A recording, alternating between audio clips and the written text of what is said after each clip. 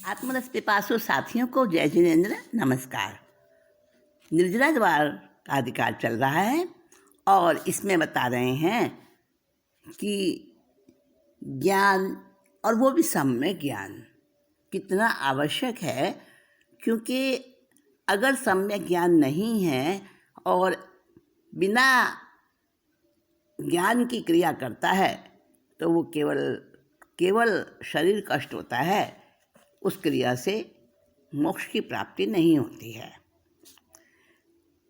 कई क्रूर कष्ट सह तप सो शरीर दहें, धूम्रपान करें अधोमुख वे के झूले हैं।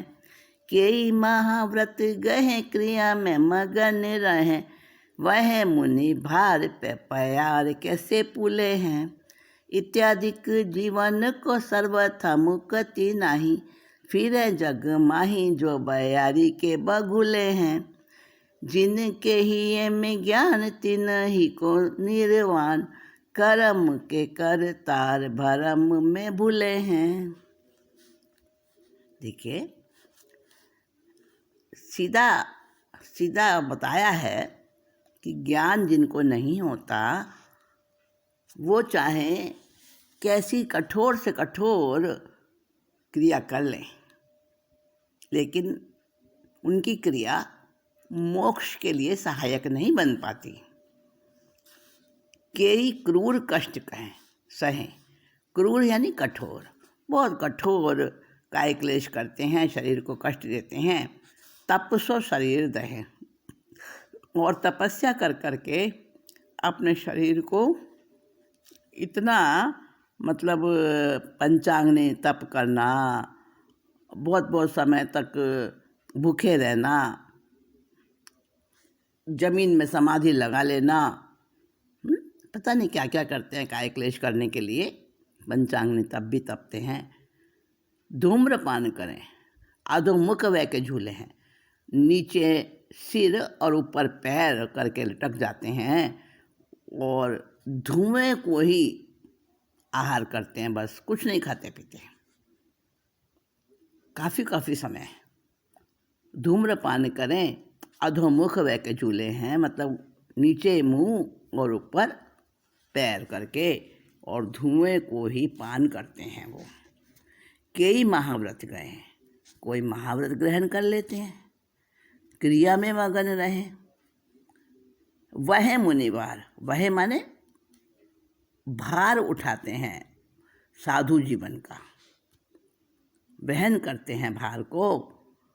पै माने परंतु, पयाल कैसे पुले हैं, जैसे पराल होता है ना, अनाज की जो बालियाँ होती हैं, जब उन अनाज को काटते हैं तो उनकी जो बालें होती हैं अनाज की, तो जब उसमें से अनाज झाड़ लिया जाता है तो उसको जो डंडियाँ बचती हैं निस्सार, उसको पुला कहते हैं, पुला। तो वो जैसे पराल के पुले होते हैं, अनाज निकलने के बाद उसको पराल बोलते हैं, तो वो उस प्रकार से ही उनका महाव्रत ग्रहण करना, साधु जीवन लेना, वो उस प्रकार से उपमा दी है जो कि बिना ज्ञान के और पालन करते हैं क्रिया का। इत्यादि जीवन को सर्वथा मुक्ति नहीं, इस प्रकार के जो साधु जीवन को ग्रहण करते हैं, पंचांगनी तप करते हैं, तपस्या करते हैं, उल्टे लटकते हैं, बहुत बहुत आत्मा को शरीर को कष्ट देते हैं, तो शरीर के कष्ट से मुक्ति बिल्कुल भी नहीं मिल पाती। फिर जग माही जो बयारी के भगोले हैं, जैसे वो बहुत एकदम चक्रवात सा चलता है ना, हवा का, पवन का, कभी कभी आता है आंधी जैसी, गोल गोल गोल गोल हर चीज़ घूम जाती है, चक्कर जैसे हवा आती है। तो संसार के अंदर जैसे वो तेज हवा का बगुला आता है ना, है, उस तरह से ऐसे ही वो फिरते रहते हैं बस, जन्म मरण में। जिनके ही में ज्ञान तिन्हीं को निर्वाण, फिर जो ज्ञान सहित करते हैं क्रिया, तो उनको ही निर्वाण प्राप्त होता है। कर्म के करतार भ्रम में भूले हैं, और जो अपने को कर्म का कर्ता मानते हैं वो तो बस भ्रम भ्रम में ही रह जाते हैं। बस ये समझना चाहिए, ज्ञान शून्य क्रिया करने वाले वो ही अपने को कर्ता मानते हैं, क्योंकि करेंगे तो अपने को कर्ता मानेंगे, है ना। तो आगे बता रहे हैं कि जो इस प्रकार से व्यवहार को ही देखते हैं, निश्चय को नहीं पकड़ते हैं, उसका क्या परिणाम होता है। लीन भयो व्यवहार में, उकति न उपजे कोई। दीन भयो प्रभु पद जपे, मुक्ति कहाँ सो होई। जो व्यवहार निभाने में ही लगे रहते हैं उनको भेद ज्ञान नहीं होता। उक्ति माने भेद ज्ञान, उक्ति न उपजे कोई, उनको भेद ज्ञान उत्पन्न नहीं होता। दीन भयो प्रभु पद जपे,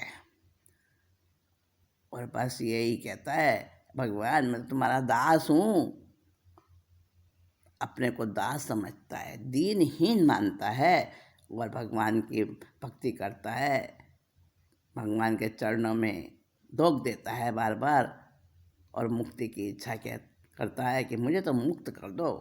कौन करता है मुक्त? कोई नहीं करने वाला, ना किसी ने बांधा, ना कोई मुक्त करने वाला है। हे प्रभु तू मेरे बंधन मत खोल, स्वयं बंधी हूँ, स्वयं खोलूँगी, तू ना बीच में बोल। ये है तरीका। तो अपने आत्मानुभव के बिना से मोक्ष प्राप्ति हो नहीं सकती है, और वो ज्ञानी बस क्रिया से मोक्ष की इच्छा करते हैं, पर ऐसी क्रिया से कोई मोक्ष थोड़ा ना मिलता है। और कह रहे हैं प्रभु सुमरो पूजो पढ़ो, करो विविध व्यवहार, मोक्ष स्वरूपी आत्मा, ज्ञान गम्य निर्धार।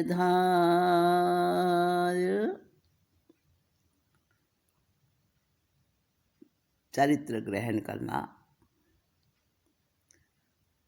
साधु जीवन, त्याग का जीवन अपनाना बुरी बात नहीं है, परंतु कोई भी कार्य आधा अधूरा करने से उसका फल नहीं मिलता।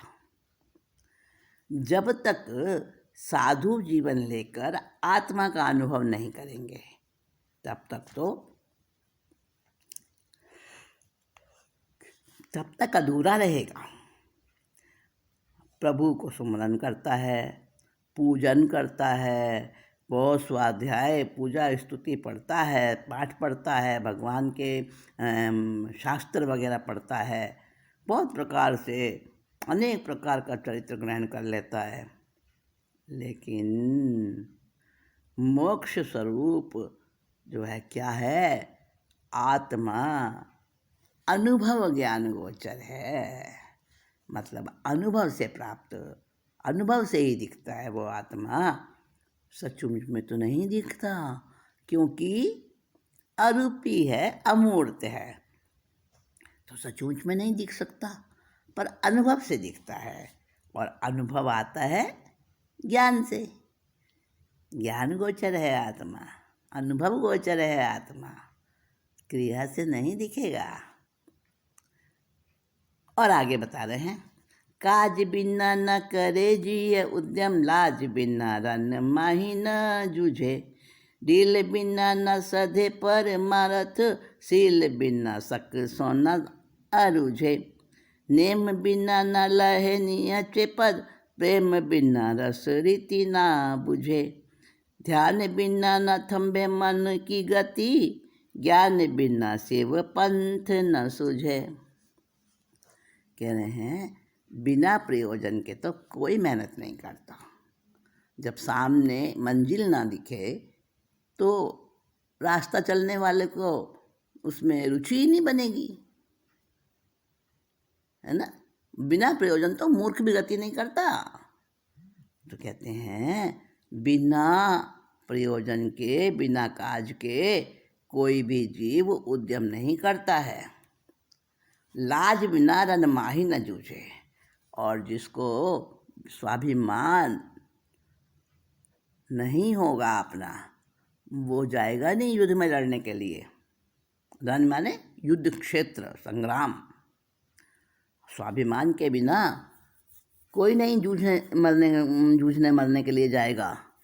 सोचेगा क्या करना है, कोई भी राजा बने, चाहे शत्रु देश का भी राजा बन जाए, हमें क्या करना।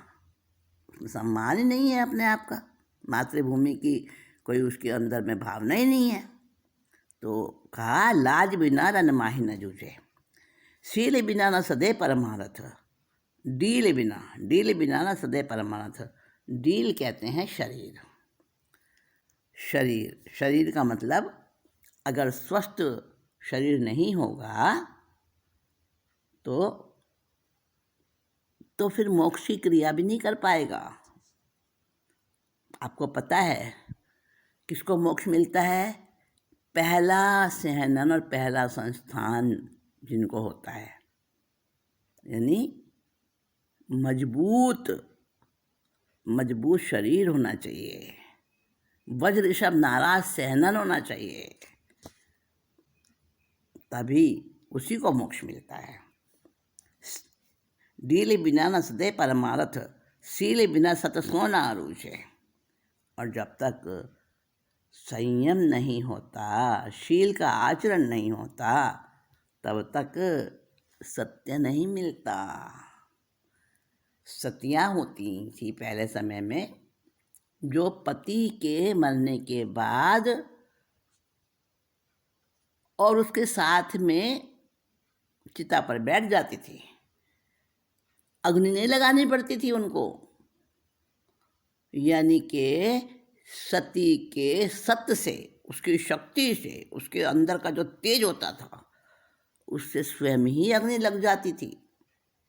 तो सत का तेज होता है। शील के साथ में तेज अपने आप आ जाता है। शील धारण किए बिना सत्य का मिलाप नहीं होता। नेम बिना न लहे निश्चय पद, निश्चय पद अर्थात मोक्ष, जो संयम के बिना नहीं मिलता मोक्ष का पद। नेम कहते हैं संयम को, कहते हैं नियम व्रत। तो नेम यहाँ पे शब्द है, देसी भाषा का शब्द है। नेम बिना न लहे निश्चय पद, निश्चय पद यानी मोक्ष। प्रेम बिना रस रीति न बूझे, और जहाँ आपस में प्रेम होता है वहीं तो रस होता है। बिना प्रेम के तो रस नहीं आता। प्रेम के बिना रस रीति नहीं जानी जाती, उसका ज्ञान नहीं होता। ध्यान बिना न थम्बे मन की गति, थम्बे माने रुकना। तो ज्ञान बिना मन की चंचलता नहीं रुकती है, और ज्ञान बिना शिव पंथ न सूझे। बिना ज्ञान के मोक्ष मार्ग का पता नहीं चलता, और मोक्ष मार्ग धारण नहीं किया जाता, उस पर चला नहीं जाता बिना ज्ञान के। ज्ञान का ही सारा खेल है। और ज्ञान के में बता रहे हैं, ज्ञान उदय जिनके घट अंतर, ज्योति जगी मति होत न मैली। बाह्य दृष्टि मिटी जिनके ही, आत्म ध्यान कला विधि फैली। जे जड़ चेतन भिन्न लखें, सो वेक लिए परखें कुन थैली। ते जग में परमारथ जानी, गहे रुचि मान अध्यात्म शैली। क्या बताया? ज्ञान उदय जिनके घट अंतर, जिनके अंदर में, भीतर में, अंतःकरण में ज्ञान का उदय हो जाता है। ज्योति जगी मति होत न मैली, एक ज्योति जग जाती है, आत्म ज्योति जग जाती है, और फिर उनकी बुद्धि निर्मल रहती है, मैली नहीं होती है। बाह्य दृष्टि मिटी, बाहर की दृष्टि उनकी मिट जाती है, समाप्त हो जाती है। किनकी? जिनके ही ये आत्म ध्यान विधि फैली, जिनके शरीर में, शरीर की देह बुद्धि हट जाती है, आत्म ध्यान की कला में निपुण हो जाते हैं जो, और जड़ और चेतन के गुणों की परीक्षा करते हैं। जे जड़ चेतन भिन्न लक्ष्य, उन्हें दोनों के जड़ के और चेतन के, शरीर के और आत्मा के गुणों को भिन्न भिन्न समझ आ जाती है। सुविवेक लिए परखें गुण थैली, और अच्छी तरह से गुणों की परीक्षा करते हैं, उनको अलग अलग अलग अलग गुणों की थैली, अर्थात मानो कोई गुण है हीरे की तरह से जो थैली में भरे हुए हैं, तो उसकी वो परीक्षा करते हैं, कौन सा गुण मेरे मोक्ष में सहायक है और कौन सी बात ऐसी है जो मुझे मोक्ष से बाधा पहुंचाती है। उसको छोड़ो, उसको हटाओ, और जहाँ जहाँ मोक्ष के साधने वाले गुण मिलते हैं उसको ग्रहण करते जाओ। तो ऐसा सुविवेक जिनके अंदर में आ जाता है, गुण थैली को परखते हैं। ते जग में परमारथ जानी, गहन रुचि मानी अध्यात्म शैली। ऐसे व्यक्ति वो परमार्थ को ठीक प्रकार से, स्पष्ट रूप से समझ सकते हैं। उन्होंने ही समझो कि परमार्थ का सही मर्म समझा है, जिनकी रुचि में आत्मा आ गई है। गह माने ग्रहण करना, अपनी जिनकी रुचि आत्मा को ग्रहण करती है और अध्यात्म की सैर करते हैं, वो अध्यात्म के अनुभव को ही रुचिपूर्वक प्राप्त करते जाते हैं। ऐसे व्यक्ति वो ही आध्यात्म मार्ग में, मोक्ष के मार्ग में आगे बढ़ते हैं। तो ज्ञान सबसे पहले जरूरी है। आगे कह रहे हैं, बहुविधि के आकलेश सो शिव पद लहे न कोई, ज्ञान कला प्रकाश सो सहज मोक्ष पद होई। कि बहुत प्रकार से, अनेक प्रकार से जो क्रिया करते रहते हैं, बस क्रियाओं का क्लेश। देखिए, क्रिया कलेश शब्द आया यहाँ पे, क्रियाओं का क्लेश। क्लेश आपको पता है किसको कहते हैं?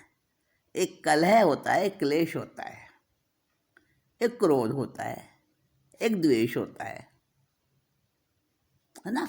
बाहर से देखने पर मोटे तौर पर क्लेश, द्वेष और क्रोध और कलह, इनमें फर्क नहीं मालूम देता, परंतु फर्क है।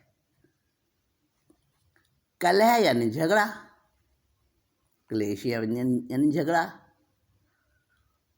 और क्रोध यानी कि गुस्सा करना, और द्वेष किसी के साथ द्वेष करना। तो ऐसे समझे हम कि क्रोध